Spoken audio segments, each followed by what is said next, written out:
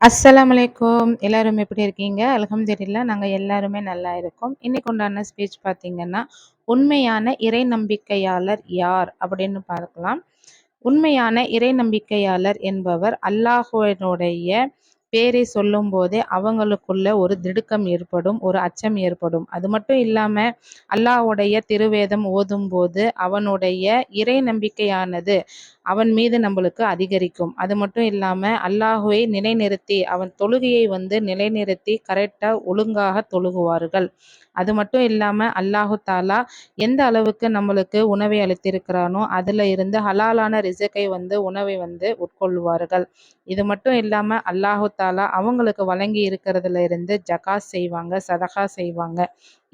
இவங்கள தான் உண்மையான இறை நம்பிக்கையாளர்கள் அப்படின்னு சொல்லிட்டு நம்ம சொல்றோம். இந்த இறை நம்பிக்கையாளர் வரிசைகளை நம்மளும் ஒருவராக இருப்போமாக.